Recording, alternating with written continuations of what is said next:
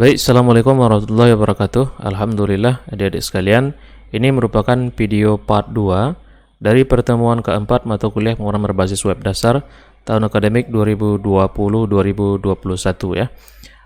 Sebelumnya kita sudah bahas tentang bagaimana mengkombinasikan antara HTML dengan CSS ya. Kita sudah punya 4 latihan di sini. Sekarang kita coba untuk melanjutkan ke latihan 5 ya. Latihan 5 apa yang kita bahas? Yang kita bahas pada latihan kelima ini adalah selektor sampai pseudo elemen ya. Latihan kelima di sini sudah bisa adik lihat di slide-nya. Sebenarnya tidak ada perbedaan di sini ya dari latihan 5 ini. Tapi yang kita bahas adalah bagaimana memberikan style dari tag HTML yang sudah ada pada HTML-nya. Maksudnya seperti ini. Kayak HTML ini kan punyanya si HTML langsung ya. Head ini punyanya HTML, meta, title, link, body, h1, div ini kan sudah punyanya si HTML kan. Nah, sedangkan kelas judul ini adalah buatan kita sendiri ya kan. Nah, nama ini buatan kita sendiri, ID ini adalah buatan kita sendiri. Sekarang bagaimana memberikan style terhadap tag HTML yang sudah ada. Nah, seluruh tag HTML yang sudah standar dari tag HTML-nya itu bisa kita buatkan stylenya. Contoh di sini HTML-nya kita ketikkan langsung sesuai dengan nama tag HTML tanpa tanda titik, tanpa tambahan yang lain-lain. Kemudian di dalam kurung kurawal kita masukkan properti dan value-nya apa. Contoh di sini font family. Kemudian body misalnya, body itu bisa juga kita kasih. Misalnya di sini saya isikan margin H1. Jadi H1 ini langsung bisa kita langsung masukkan ke dalamnya stylenya. Kalau seperti ini kelas judul berarti kita menempatkan H1 ini sesuai dengan kelas ini gitu. Tapi kalau seandainya ada H1 lagi di sini, misal di sini ini enggak apa ya, tidak sama warnanya, enggak apa-apa ya. Misalnya bla bla bla bla di sini, maka H1 yang di bawah dengan H1 yang di atas itu berbeda. Kenapa? Karena H1 yang di atas itu kelasnya sudah dibuatkan, sedangkan H1 bawah tidak pakai kelas. Jadi kalau seandainya sistem seperti ini, H1 font size 25, maka seluruh H1 akan sesuai dengan style yang kita berikan. Maka ini artinya global gitu kan, body global, H1 global gitu. Kalau seandainya hanya kelas saja, ini sesuai dengan tag yang kita kasih kelas, sedangkan H1 berikutnya yang tidak ada kelas tidak akan sama ya kan. Nah, begitu yang dimaksud dengan teori selektor yang di sini. Kita coba ya. Misalnya kita masukkan latihan 5.html. Nah, ini mungkin saya copy dari latihan 4. Saya buka latihan 5 ke sini. Ini namanya latihan 5. Di sini H1 judul ada, div ID judul ada. Nah, sekarang saya akan coba untuk tambahkan ke stylenya. Kalau misalnya ini saya simpan. Kemudian latihan 4. Pertemuan 4 latihan 5 saya buka di sini. Nah, ini di bagian body itu ada space antara objek yang sudah kita buat dengan apa namanya istilahnya ini, sisi paling luar dari body ini. Ini ada space-nya gitu kan. Ini kan nampak ini ada space-nya gitu ya kan. Sekarang kita ingin itu tidak ada space-nya. Ini contohnya ya kan. Nah, maka kita bisa tambahkan di sini. Ini stylenya masih style yang sama. Ini saya buatkan kelasnya ini di bawah ya kan. Misalnya di sini body, margin. Misalnya ini margin. Margin itu batas antara objek dengan objek yang lain di luar dia gitu. Itu disebut dengan margin ya kan. Jadi kalau misalnya saya tambahkan body, ini pas body, simpan, refresh, maka antara objek tersebut dengan garis sisi terluarnya body itu tidak ada jaraknya gitu kan. Tapi kalau seandainya kita ingin kasih jarak di sini, body misalnya 100 px ya kan. Berarti antara objek dengan sisi body ini, nah dia akan jarak 100 px gitu ya kan. Kemudian tadi contohnya di bagian HTML, font family-nya HTML ya. Di sini punya font family. Nah, ini fontnya banyak ya. Jadi nanti kita ingin fontnya itu secara default-nya adalah sesuai dengan yang kita inginkan. Misalnya ini Cambria sudah dikasih ya kan. Jadi kalau fontnya seperti ini, seluruh fontnya itu yang ada di dalam HTML akan sesuai dengan HTML yang kita kenalkan atau kita kasih style di file style.css ya. Itu tentang selector. Jadi nanti semua tag yang ada, kalau seandainya nanti tagnya banyak lagi, maka kita bisa buatkan dengan langsung memberi ataupun mengetikkan nama tagnya dan dikasih propertinya apa serta value-nya apa. Itu yang latihan 5. Sekarang kita coba lihat latihan 6. Masih sama. Wah, ini ada sedikit salah selection ini. Taniswa baru ini saya letakkan di header, ini saya letakkan di dalam section. Di sini akan kita bahas tentang grouping. Sudah kita buat di sini grouping. Artinya perintah-perintah CSS bisa kita gabung di dalam satu perintah dengan ya tujuan yang sama. Misal ya kan. Di sini ada H1, H2, H3, sampai H6, marginnya adalah 0 pixel. Jadi nanti seluruh yang dimasukkan dari H1 sampai 6 di sini, marginnya 0 px gitu. Nah, ini grouping ya. Itu yang materi yang ada dalam grouping. Kalau ini sama saja, tidak ada perbedaan di sini. Ini saya hanya letakkan header sama section di sini. Jadi nanti kalau ada H1, H2 dan seterusnya, maka itu akan punya margin yang sama gitu kan. Nah, kemudian ya kalau ada ingin lihat bentuknya, kita buat latihan 6.html. Isinya kita masukkan yang ini saja. Ya, 6. Saya ingin H1 misalnya H1, H2, H3, H4, H5, H6, berarti dari H1 sampai H6 ya kan. Nah, ini marginnya 0 px. Jadi nanti tidak ada jarak dengan objek yang lainnya gitu kan. Nah, misalnya ini saya refresh, nah, kenapa? Berarti antara H1 dengan objek yang lainnya, maka tidak dikasih jarak gitu. Selanjutnya kita akan coba bahas ke 7. Latihan ke-7 yang mana ini?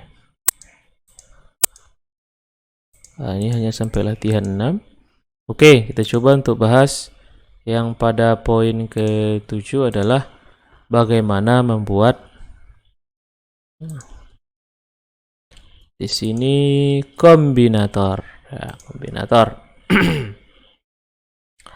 Sekarang kombinator, yang dimaksud dengan kombinator di sini adalah bagaimana kita ya gabungkan ya, tapi maksudnya gabung itu bukan seperti di grouping tadi ya kan.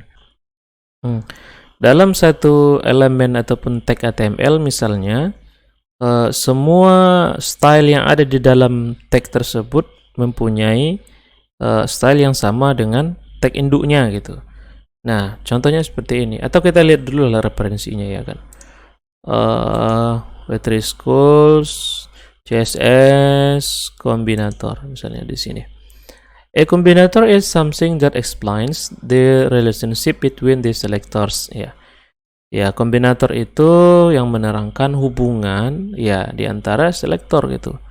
Jadi nanti CSS selektornya nanti bisa membuatkan style yang sama apa yang ada di dalam tag tersebut gitu kan, atau selektor tersebut. Katanya di sini there are 4 different combinators in CSS katanya kan. Ada descendant selector misalnya di sini ya kan. Ini menggunakan spasi gitu. Jadi nanti antara selektor dengan selektor yang lainnya yang ingin dikombinasikan itu dibatasi dengan spasi. Ada child selector, ada adjacent sibling selector, ada general sibling selector gitu kan. Punya di sini kalau misalnya child selectornya punya tanda besar, kalau adjacent sibling selector itu tanda tambah, general tanda gelombang ini apa ini? Ya, apa istilahnya ini? Unlimited ya kan? Ya. Kalau misalnya yang kita bahas yang pertama, ada descendant selector. Di sini misalnya div spasi p, background color yellow ya kan. Sekarang ini ada selector div. Nanti seluruh tag p di dalam div ini akan mempunyai background yellow gitu. Nah, begitu maksudnya. Jadi nanti kita buatkan satu buah div. Nanti kita contohkan ya. Ada div, kemudian p di dalamnya akan berwarna yellow gitu ya kan. Atau kita contohkan langsung latihan 7 ya. Latihan 7.html. Ini sama saja dengan sebelumnya. Saya copy saja latihan 7. Misalnya di sini dikatakan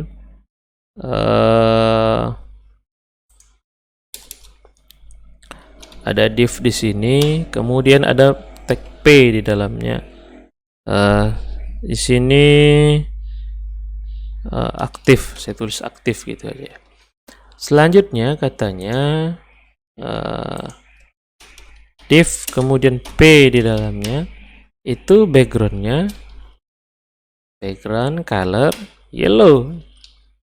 Nah, jadi nanti div yang dimana di dalamnya terdapat tag p akan berwarna kuning misalnya di sini.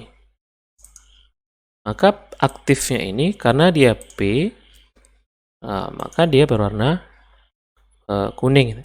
Bagaimana kalau di sini kalau ada div lagi misalnya non-aktif, refresh, dia tidak punya background kuning. Kenapa? Karena itu bukan ya bawahan atau anak dari div gitu kan. Ini div, duanya div lagi. Bagaimana kalau di sini misalnya ada a misalnya kan, atau ya gini kemudian ref, ada home misalnya kan, kemudian ini kita refresh, ya tidak ada backgroundnya karena di sini style itu untuk p yang ada di dalam div gitu ya kan, seperti itu ya. Selanjutnya kita akan coba bahas tentang misalnya yang kedua itu katanya menggunakan tanda besar ya. Di sini div p background yellow ya kan. Nah, sekarang kalau tadi menggunakan tanda spasi, ini descendant selector ya kan. Sedang sini ada child selector ya. Kalau descendant itu kita artikan dalam bahasa kitanya kan keturunan ya kan, atau turunan itu. Sedangkan ini childnya. Bagaimana bedanya antara div yang pakai tanda besar dan tanda spasi tadi ya kan? Kalau misalnya di sini ada p aktif, kita ingin di dalam div ini ada p lagi misalnya. Ini p-nya proses ya kan. Ada div kemudian p, div p lagi gitu kan. Nah, ini kira-kira berdampak nggak dia? Coba refresh ya kan. Dia berdampak ya. Bagaimana kalau seandainya ini ada di dalam misalnya span ya kan. Ini ada span di sini.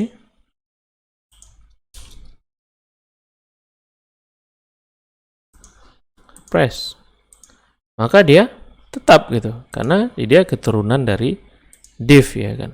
Sekarang apa bedanya dengan child ya kan? Sekarang child div, kemudian anaknya katanya di sini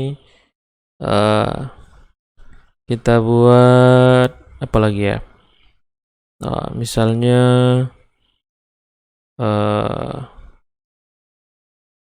section aja lah, section misalnya. Dalam div section misalnya kan. Ini background color misalnya red. Anaknya section ya kan. Kalau misalnya ini saya refresh, tidak ada pengaruh. Sekarang saya coba di latihan 7 div dimana anaknya section ya kan. Di sini saya buat non-aktif.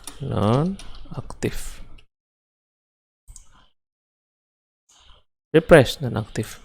Bagaimana kalau seandainya di sini saya kasih span? Ini span ya kan. Span.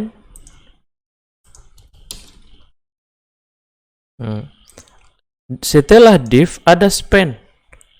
Kemudian baru dapat section. Kalau ini tadi div span baru dapat p, itu tetap berlaku. Bagaimana kalau div kemudian ada span, pemisah antara div dengan section? Kalau tadi ini div dengan p dipisah dengan span, kalau ini div section dipisah dengan span. Kita simpan, refresh. Maka nonaktifnya tidak lagi berwarna merah gitu. Jadi di sini diartikan kalau descendant itu keturunan, seluruh p yang ada di dalam div walaupun sudah diselingi dengan perintah atau tag-tag yang lain, itu masih tetap berlaku. Sedangkan child selector ini dia hanya bisa berlaku kalau seandainya tidak ya dipisah oleh tag yang lainnya. Nah, sekarang kita bahas yang ketiga, adjacent sibling selector, saudara dekat ya kan. Sekarang di sini adjacent ini menggunakan tanda plus ya kan. Di sini ada div kemudian tambah p. Nah, sekarang bagaimana lagi pengertian dari adjacent? Adjacent sibling selector select all element that are the adjacent sibling of a specific element ya kan. Nah, yang dimaksud dengan adjacent sibling selector di sini dia hanya bisa memberikan style terhadap tag yang berdekatan dengan div tersebut ya. Misal ya di sini saya buat satu buah div. Selanjutnya di ini kita buatkan pasif misalnya kan. Pasif. Sekarang ini pasif itu di dalam div. Setelah div ada H2 misalnya. Ada H2 proses klik untuk aktif misalnya. Nah, sekarang div dengan H2 itu H2-nya itu tidak di dalam div gitu. Tapi dia berdekatan dengan div. Nah, ini satu tag masing-masing ya kan. Ini tag yang terpisah. Div sudah ditutup di sini, H2 sudah ditutup di sini. Jadi ini perintahnya berdekatan, tapi masing-masing tag ya kan. Nah, sekarang kita coba div plus H2 gitu. Misalnya background juga lah kita buat dia kan. Background color warnanya tomato misalnya kan. Save, ini kita save. Refresh. Nah, di sini klik untuk aktif itu berwarna atau memiliki background tomato. Kenapa? Karena dia berdekatan. Sekarang bagaimana kalau di sini ada P? P misalnya saya buat garis seperti ini saja. Saya refresh. Maka H2 tersebut yang kita buatkan di dalam ini H2 adjacent sibling tadi, dia tidak berwarna lagi. Dia tidak berwarna. Kenapa? Karena dia sudah ada pemisah gitu kan. Kalau mereka berdekatan seperti ini, maka H2 akan mengikut ya adjacent siblingnya tadi ya kan. Sesuai dengan style yang kita berikan H+2. Oke, itu yang ketiga tadi ya. Kemudian yang terakhir menggunakan ini unlimited ya kan. General sibling selector select all element that are sibling or specific element. Jadi maksud di sini adalah div kemudian seluruh P secara umum gitu ya kan. General sibling selector secara umum dimanapun nanti dia berada ya kan.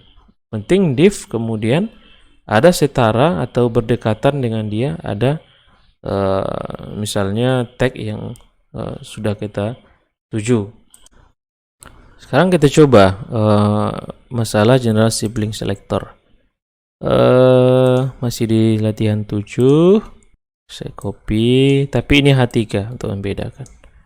Ini H3. Kita kasih, ini saya copy saja. H3. Dia general. Nah, ini tanda ini. Div, kemudian ya tanda unlimited, kemudian 3H3 ya. Background ini biar berbeda, kita kasih backgroundnya background, kemudian inilah apa ini, turquoise. Turquoise. Kita coba refresh. Oke, klik untuk aktif. Nah, ini sudah bisa dijalankan antara H3. Bagaimana kalau seandainya di sini ada pemisah? Nah, antara div dengan H3 ada pemisah, maka dia tetap berwarna sesuai dengan style yang diberikan. Nah, ini tetap sesuai dengan background color yang kita buat di sini. Jadi walaupun dia dipisah, selagi dia masih satu level seperti ini, maka tidak masalah. Maka dia akan sesuai dengan apa yang kita buatkan style tadi. Refresh. Baru dia tidak tidak lagi muncul ya kan. Sini kita bisa lihat general sibling selector select all element that are sibling of specific element ya kan. Kalau seandainya kata di sini sibling itu saudara ya kan, saudara, dan sibling select all element that are sibling of specific element. Oke. Itu yang ke bahasan tentang kombinator. Sekarang kita masuk tentang pseudo class. Ini sudah ada. Apalagi tentang pseudo class ini. Pseudo class di sini katanya used to define a special state of an element ya. Berarti dia dipilih untuk sebuah keadaan khusus dari sebuah elemen. Misalnya ada ini tandanya dulu, tandanya sintaknya katanya di sini. The syntax of pseudo classesnya adalah menggunakan tanda titik 2. Selektornya kemudian pseudo classnya apa? Di sini misal A.2 link. Unvisited link. Kalau seandainya ada satu buah link, kemudian kita mau ngasih dia warna apa fontnya. Namun setelah dikunjungi visited, setelah dia diklik, nanti warnanya warna apa? Kalau misalnya mouse-nya mau dilewatkan di atasnya, nanti warnanya warna apa? Selected link yang sudah dipilih misalnya warnanya warna apa? Seperti itu. Jadi nanti linknya itu sesuai dengan warna yang kita buatkan. Jadi itu kalau di sini bahasanya adalah tentang pseudo class, kelas yang rambang-rambang ya, palsu tidak sebenarnya ya, pseudo ya kan. Kemudian apa saja yang menjadi topik pseudo class itu? Adik-adik bisa lihat di sini all CSS pseudo class. Ini banyak, misalnya aktif, check, disable, empty, enable. Ini banyak ini. Dan fungsinya tentu berbeda-beda. sesuai dengan yang kita inginkan.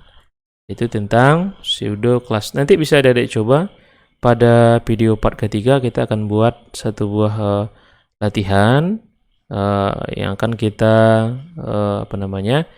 gabungkan dari part yang pertama dengan part yang kedua ini.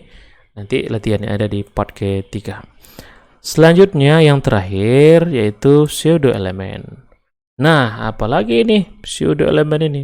Kalau tadi titiknya 1, titik 2-nya 1, sekarang titik 2-nya ada 2. Pseudo elemen itu misal katanya untuk digunakan style specific part of element. Jadi kalau ada ingin membuat gaya yang spesifik, gaya khusus terhadap bagian elemennya, maka ini digunakan pseudo elemen. Perintahnya, sintaknya adalah selektor titik 2 dua kali, kemudian pseudo elemen. Contoh, katanya di sini ini belum pernah kita gunakan ya. Ini sebenarnya ada try it yourself di sini, bisa kita lihat langsung contohnya. Nah, di sini katanya baris pertamanya ini merah, baris selanjutnya normal ya kan. Maka bisa P first line, baris pertama warnanya merah gitu. Sedangkan di sini paragrafnya perintahnya satu saja tagnya, tapi bisa digunakan perintah pseudo elemen tadi gitu kan. Jadi baris pertamanya bisa berwarna merah gitu kan.